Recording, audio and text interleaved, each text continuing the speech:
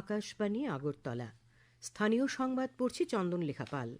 এখনকার বিশেষ বিশেষ খবর হলো, মুখ্যমন্ত্রী অধ্যাপক ডক্টর মানিক সাহা বলেছেন, প্রধানমন্ত্রী নরেন্দ্র মোদীর অ্যাক্ট ইস্ট পলিসির জন্য ত্রিপুরা সহ গোটা উত্তর পূর্বাঞ্চলের দ্রুত বিকাশ সাধিত হচ্ছে। আগরতলা পৌর নিগমের উদ্যোগে আজ থেকে আগরতলা শহরে জবরদখলকারী ব্যবসায়ীদের বিরুদ্ধে উচ্ছেদ অভিযান শুরু হয়েছে।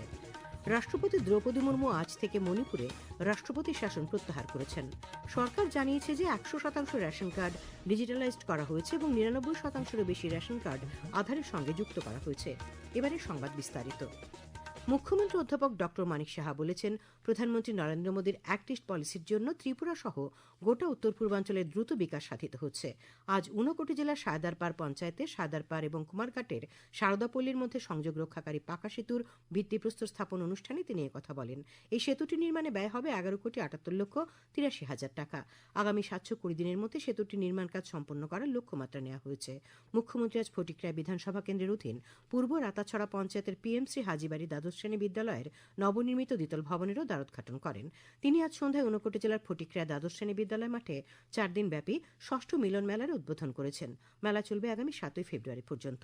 এই উভয় অনুষ্ঠানে উপস্থিত ছিলেন প্রাণী সম্পদ বিকাশ মন্ত্রী সুধাংশু দাস, সমাজ কল্যাণ ও সমাজ শিক্ষামন্ত্রী টিঙ্কু রায়, ঊনকোটি জেলা পরিষদের সভাধিপতি অমলেন্দু দাস, জেলা শাসক ডক্টর তমাল মজুমদার, পুলিশ সুপার সুদাম্বিকা আর। আগরতলা পৌর নিগমের উদ্যোগে আজ থেকে আগরতলা শহরে জবরদখলকারী ব্যবসায়ীদের বিরুদ্ধে উচ্ছেদ অভিযান শুরু হয়েছে। বটতলার ফ্লাইওভার এলাকা থেকে শুরু করে মেলার মাঠ, Paradise Choumuhani, Post Office Choumuhani, Shakuntala Road, Rabindra Satabarshiki Bhavan সংলগ্ন এলাকায় ইতিমধ্যেই জবরদখলকারী ব্যবসায়ীদের উচ্ছেদ করা হয়েছে।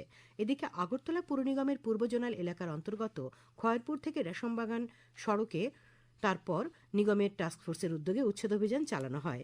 এই প্রসঙ্গে মেয়র দীপক মজুমদার বলেন, ভেন্ডিং জোন, পার্কিং জোন ছাড়া ব্যবসা করা এবং গাড়ি রাখা হলে আইন অনুযায়ী ব্যবস্থা গ্রহণ করা হবে।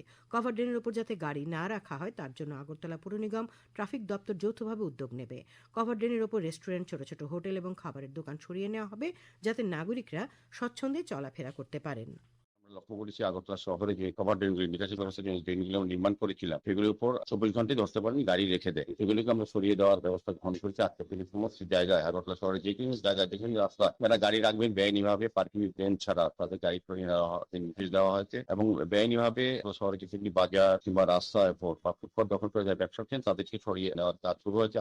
আগরতলা পৌর নিগমের উচ্ছেদ অভিযানের বিরোধিতা করেছেন প্রাক্তন নগর উন্নয়ন মন্ত্রী মানিক দে। আজ আগরতলায় তিনি অভিযোগ করেন, শহরে ব্যবসায়ীদের জন্য বিকল্প ব্যবস্থা না করে দোকানপাট ভেঙে দেওয়া হচ্ছে। এই সমস্ত ব্যবসায়ীদের প্রায় সবাই নিম্নবিত্ত। তারা ছোটখাটো ব্যবসার মাধ্যমে জীবিকা নির্বাহ করে থাকেন। অবিলম্বে এই সমস্ত ব্যবসায়ীদের পুনর্বাসনের দাবি জানিয়েছেন প্রাক্তন মন্ত্রী শ্রী দে। কেন্দ্রীয় বাণিজ্য মন্ত্রকের অধীন department for promotion of industry and internal trade বা ডিপিআইআইটির উদ্যোগে এবং পিআইবির সহযোগিতায় আজ আগরতলার হাঁপানি আন্তর্জাতিক মেলা প্রাঙ্গণে শিল্পোদ্যোগীদের সঙ্গে সম্পর্ক স্থাপনে এক কর্মশালা ও প্রদর্শনীর আয়োজন করা হয়। কর্মশালায় প্রধান অতিথির ভাষণে শিল্প বাণিজ্য অধিকর্তা দীপক কুমার বলেন, রাজ্যের 8টি জেলাতেই এক জেলা এক পণ্য উদ্যোগে বেশ সাফল্য পাওয়া যাচ্ছে। রাজ্য উৎপাদিত বিভিন্ন পণ্য সামগ্রীর দেশ জুড়ে চাহিদা বাড়ছে। বিদেশ ও ত্রিপুরার আনারস, মাতাবাড়ির প্যাড়া, বাঁশবেতের উৎপাদিত শিল্প সামগ্রী, আগর ইত্যাদির ভালো চাহিদা রয়েছে। তিনি বলেন, শিল্পোদ্যোগীদের সমস্যা নিরসনে রাজ্যের 8 জেলাতেই শিল্প দপ্তরের ডিআইসিগুলিতে পণ্যের ক্যাটালগ তৈরি, প্যাকেটিং, মার্কেটিং ইত্যাদির জন্য একটি পৃথক শাখা খোলা হবে। শিল্প বাণিজ্য অধিকর্তা আরও বলেন, এক জেলা এক পণ্য উদ্যোগে ভারত উৎপাদিত পণ্য সামগ্রীর বিদেশেও ব্যাপক চাহিদা বেড়েছে। आपको जानकर खुशी होगी कि इन्वेस्ट इंडिया की टीम ने लास्ट ईयर में जो भारत के जो विभिन्न राज्यों से जो वन डिस्ट्रिक्ट वन प्रोडक्ट जो एग्जीबिशन जो रशिया में जो किया था, उसका पहले दिन में ही सारे के सारे प्रोडक्ट्स बिक गए थे और इतना डिमांड था कि नेक्स्ट डे में ही इनका पूरे टीम को भारत से नया शिपमेंट मंगवाना पड़ा था। और फिर भी एक हफ्ते के बाद में इतना डिमांड है कि उन्होंने अपना सेम आर्टिसंस ने अपना लोकेशन चेंज करके सेंट पीटर्सबर्ग गए, वहां पे भी अपना सामान बेचा। কর্মশালায় কেন্দ্রীয় বাণিজ্য মন্ত্রকের ওডিওপি বিভাগের দায়িত্বে থাকা আধিকারিক দীপাঙ্গনা সিং বলেন, লাখপতি দিদি, স্বসহায়ক দিদিরাও দেশের বিভিন্ন অংশে আয়োজিত বিভিন্ন শিল্প বাণিজ্য মেলা, সরস মেলায় তাদের পণ্য নিয়ে অংশগ্রহণ করতে পারেন। এর জন্য প্রয়োজনে কেন্দ্রীয় বাণিজ্য মন্ত্রকের ওডিওপি বিভাগে সরাসরি যোগাযোগ করতে পারেন তারা। মন্ত্রকের অপর এক আধিকারিক ইশদীপ সিংহ কর্মশালায় বক্তব্য রাখেন। খবর প্রচারিত হচ্ছে আকাশবাণীর আগরতলা কেন্দ্র থেকে। রাষ্ট্রপতি দ্রৌপদী মুর্মু আজ থেকে মণিপুরে রাষ্ট্রপতি শাসন প্রত্যাহার করেছেন। গত বছরের 13 ফেব্রুয়ারি মণিপুরে রাষ্ট্রপতি শাসন জারি করা হয়েছিল। স্বরাষ্ট্রমন্ত্রক এই বিষয়ে একটি গেজেট বিজ্ঞপ্তি জারি করেছে। বিজ্ঞপ্তিতে বলা হয়েছে যে রাষ্ট্রপতি শ্রীমতী মুর্মু গত বছর সংবিধানের 356 নম্বর অনুচ্ছেদের অধীনে মণিপুর রাজ্য সম্পর্কিত তাঁর জারি করা ঘোষণাপত্র প্রত্যাহার করেছেন। সরকার জানিয়েছে যে 100% রেশন কার্ড ডিজিটালাইজড করা হয়েছে এবং 99%-এরও বেশি রেশন কার্ড আধারের সঙ্গে যুক্ত করা হয়েছে। আজ লোকসভায় সম্পূরক প্রশ্নের উত্তরে ভোক্তা বিষয়ক খাদ্য ও গণবন্টন প্রতিমন্ত্রী নিউবেন বাম্বানিয়া এই তথ্য দিয়ে বলেছেন যে প্রধানমন্ত্রী নরেন্দ্র মোদী খাদ্য সুরক্ষাকে সর্বোচ্চ অগ্রাধিকার দিয়েছেন। তিনি জানান যে সরকার প্রধানমন্ত্রী গরিব কল্যাণ অন্ন যোজনার আওতায় সমস্ত রাজ্য এবং কেন্দ্রশাসিত অঞ্চল জুড়ে প্রায় 81 কোটিরও বেশি সুবিধাভোগীকে বিনামূল্যে খাদ্যশস্য সরবরাহ করছে। শ্রীমতী বাম্বানিয়া বলেন যে এই যোজনাটি বিশ্বের বৃহত্তম খাদ্য সুরক্ষা কর্মসূচি। মন্ত্রী বলেন, এক জাতি এক রেশন কার্ড প্রকল্প বাস্তবায়নের মাধ্যমে পরিযায়ী শ্রমিকরা এখন সারা দেশের যে কোনো ন্যায্য মূল্যের দোকান থেকে তাদের প্রাপ্য খাদ্যশস্য তুলতে পারেন। তিনি বলেন যে এক জাতি এক রেশন কার্ড প্রকল্পের অধীনে 201 কোটিরও বেশি পোর্টেবিলিটি লেনদেন রেকর্ড করা হয়েছে। নারী ও শিশু উন্নয়ন প্রতিমন্ত্রী সাবিত্রী ঠাকুর আজ নিউ ইয়র্কে জাতিসংঘের সামাজিক উন্নয়ন কমিশনের 64তম অধিবেশনে বলেন, বিকশিত ভারতের লক্ষ্য পূরণের কেন্দ্রবিন্দুতে রয়েছে সামাজিক ন্যায় বিচার।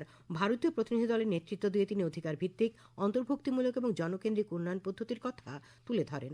তিনি উল্লেখ করেন যে বিকশিত ভারত 2047-এর ভারতের দৃষ্টিভঙ্গি শাসনের মূলে মর্যাদা, ন্যায় বিচার এবং সুযোগকে স্থান দেয়, যা সবকা সাথ সবকা বিকাশ দর্শনকে প্রতিফলিত করে। তিনি 80 কোটিরও বেশি মানুষের জন্য খাদ্য সুরক্ষা এবং 55 কোটিরও বেশি নাগরিকের জন্য বিনামূল্যে স্বাস্থ্যসেবা সহ প্রধান সামাজিক সুরক্ষা ব্যবস্থার রূপরেখা তুলে ধরেন। কৃষিমন্ত্রী রতনলাল নাথ বলেছেন, রাজ্যে বর্তমানে 11,820 কানি জমিতে ফুল চাষ হচ্ছে। 59,100 জন কৃষক ফুল চাষে যুক্ত রয়েছেন। আজ মোহনপুরে স্বামী বিবেকানন্দ মহাবিদ্যালয় সংলগ্ন বিবেকানন্দ পুষ্প উদ্যানের উদ্বোধন করে তিনি কথা বলেন। তিনি বলেন, রাজ্যে বহু কৃষক ফুল চাষের মাধ্যমে স্বাবলম্বী হচ্ছেন। অনুষ্ঠানে উপস্থিত ছিলেন মোহনপুর পঞ্চায়েত সমিতির চেয়ারম্যান রাকেশ দেব, ভাইস চেয়ারম্যান সঞ্জীব কুমার দাস, মোহনপুর পুর পরিষদের চেয়ারপারসন অনিতা দেবনাথ প্রমুখ। জনজাতি কল্যাণমন্ত্রী বিকাশ দেববর্মা বলেছেন, 2026-2027 অর্থ বছরে বাজেটে জনজাতি সম্প্রদায়ের উন্নয়নের জন্য একটি স্পষ্ট এবং অন্তর্ভুক্তিমূলক রোডম্যাপ দেওয়া হয়েছে। আজ আগরতলা সদর আরবান বিজেপি কার্যালয়ে আয়োজিত সাংবাদিক সম্মেলনে তিনি কথা বলেন। তিনি বলেন, বাজেটে জনজাতিদের শিক্ষা, স্বাস্থ্যসেবা পরিকাঠামো এবং সামাজিক নিরাপত্তা সহ একাধিক ক্ষেত্রে অগ্রাধিকার দেওয়া হয়েছে। এই বাজেট সবকা সাথ সবকা বিকাশের দৃষ্টিভঙ্গি বাস্তবায়নে একটি নির্ণায়ক ভূমিকা পালন করবে বলে তিনি অভিমত ব্যক্ত করেন। 2026-2027 সালের কেন্দ্রীয় বাজেটে উত্তর পূর্বাঞ্চলের উন্নয়নে বিশেষ গুরুত্ব দেওয়া হয়েছে। এই প্রেক্ষাপটে উত্তর পূর্বাঞ্চলের উন্নয়নের অগ্রাধিকার ক্ষেত্র, ভবিষ্যৎ পরিকল্পনা এবং সম্ভাবনা নিয়ে সংবাদ বিভাগের এক সাক্ষাৎকার ভিত্তিক অনুষ্ঠান শুনবেন আজ রাত 9:15। অনুষ্ঠানটি আকাশবাণী আগরতলা কেন্দ্র থেকে প্রচারিত হবে। ত্রিপুরা আজীবিকা মিশনের উদ্যোগে আগামীকাল থেকে বিলোনিয়ার বিদ্যাপীঠ মাঠে 4 দিনের দক্ষিণ জেলা ভিত্তিক সরস মেলা শুরু হবে। মেলায় দক্ষিণ জেলার স্বসহায়ক দলের সদস্যদের তৈরি 250 টনের বেশি সামগ্রী বিক্রি করা হবে। জেলার 8টি ব্লকের জন্য 8টি স্টল এবং শহুরে আজীবিকা মিশনের জন্য একটি স্টল থাকবে। এই মেলায় খাবার স্টল থাকবে 20টি। দক্ষিণ জেলার অতিরিক্ত জেলা শাসক মোহাম্মদ হাফিজউদ্দিন আজ সাংবাদিক সম্মেলনে কথা জানান। আজ বিশ্ব ক্যান্সার দিবস। এ উপলক্ষে আইএলএস হাসপাতাল ও ইন্টারন্যাশনাল অঙ্কোলজি ক্যান্সার ইনস্টিটিউটের উদ্যোগে আগরতলা শহরে ওয়াকাথন অনুষ্ঠিত হয়। ওয়াকাথনটির মূল উদ্দেশ্য ছিল ক্যান্সার প্রতিরোধ, প্রাথমিক শনাক্তকরণ এবং চিকিৎসা সম্পর্কে সচেতনতা বৃদ্ধি করা। আবহাওয়া, আগামীকাল আকাশ আংশিক মেঘাচ্ছন্ন থাকবে, সকালে হালকা কুয়াশা পড়ার সম্ভাবনা রয়েছে। আজ সর্বোচ্চ তাপমাত্রা 28.8 ডিগ্রি সেলসিয়াস এবং সর্বনিম্ন 16.4 ডিগ্রি সেলসিয়াস ছিল। আগামীকাল সর্বোচ্চ 29 ডিগ্রি সেলসিয়াস এবং সর্বনিম্ন তাপমাত্রা 15 ডিগ্রি সেলসিয়াসের আশেপাশে থাকবে। শেষ করার আগে খবরের বিশেষ অংশগুলি আরেকবার। মুখ্যমন্ত্রী অধ্যাপক ডক্টর মানিক সাহা বলেছেন, প্রধানমন্ত্রী নরেন্দ্র মোদীর অ্যাক্ট ইস্ট পলিসির জন্য ত্রিপুরা সহ গোটা উত্তর পূর্বাঞ্চলের দ্রুত বিকাশ সাধিত হচ্ছে। আগরতলা পুর নিগমের উদ্যোগে আজ থেকে আগরতলা শহরে জবরদখলকারী ব্যবসায়ীদের বিরুদ্ধে উচ্ছেদ অভিযান শুরু হয়েছে। রাষ্ট্রপতি দ্রৌপদী মুর্মু আজ থেকে মণিপুরে রাষ্ট্রপতি শাসন প্রত্যাহার করেছেন। সরকার জানিয়েছে যে 100% রেশন কার্ড ডিজিটালাইজ করা হয়েছে এবং 99%-এর বেশি রেশন কার্ড আধারের সঙ্গে যুক্ত করা হয়েছে। স্থানীয় সংবাদ আজ এখানেই শেষ হলো। পরবর্তী বাংলা স্থানীয় সংবাদ শোনা যাবে আগামীকাল সকাল 7:35